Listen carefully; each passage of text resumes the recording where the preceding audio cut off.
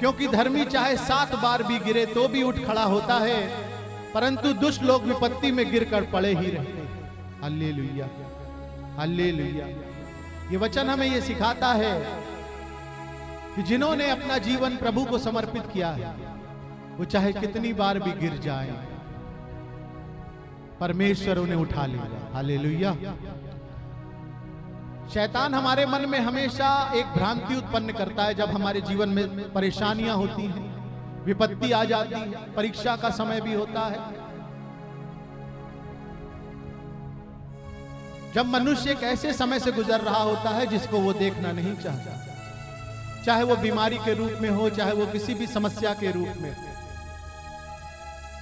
जब मनुष्य विपत्तियों से गुजर रहा होता है, जब उसके जीवन में परेशानियां होती हैं, वो बार बार टूटता है, बार बार वो गिरता है।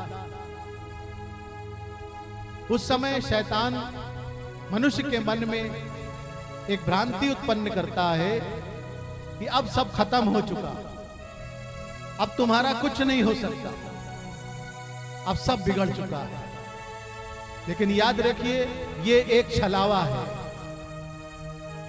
हर एक व्यक्ति को इस बात पे ध्यान रखना कि तुम्हारा परमेश्वर तुमसे क्या कहता है। प्रभु का वचन कहता है, याद रखो संसार के अंत तक मैं सदा तुम्हारे साथ हूं, मत डर क्योंकि मैं तेरे संग हूं। प्रभु अपने वचन में हमें कहते हैं कि मत डर, मैं तेरे साथ हूं। लेकिन जब विपत्तियां आती हैं तो हम इस वचन को भूल जाते कि वो हमारे साथ है, और जब वो हमारे साथ है तो हम गिरेंगे नहीं, टूटेंगे नहीं, वो हमें उठाएगा, वो हमें बनाएगा।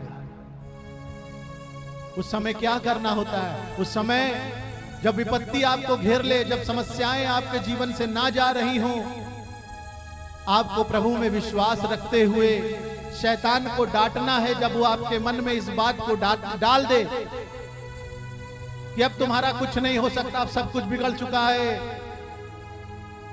अब तुम इस समस्या से नहीं निकल सकते, जब बुरे बुरे ख्याल मन में आने लगे, डांट दीजिएगा शैतान को और कह दीजिएगा, चुप हो जा शैतान, मुझे तेरी बातों पे कोई भरोसा नहीं, मैं अपने परमेश्वर के वचन पे भरोसा रखता हूं या रखती हूं।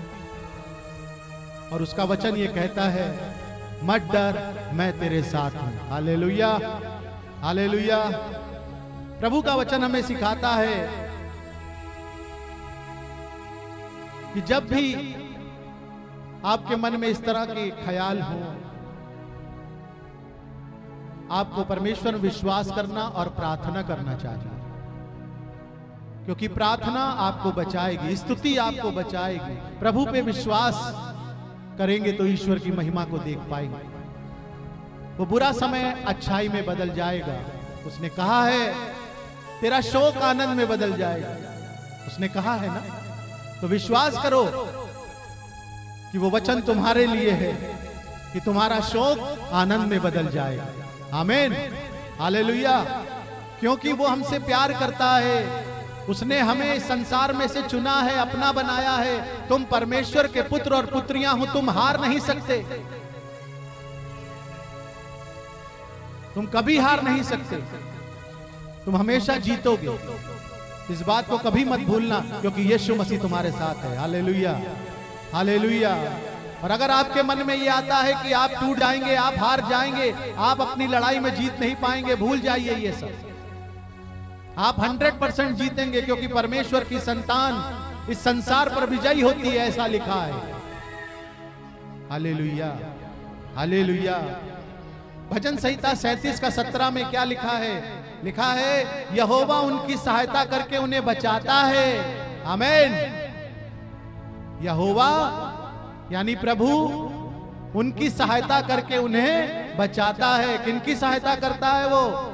धर्मियों की। हालेलुया। जो उस पर विश्वास करते हैं,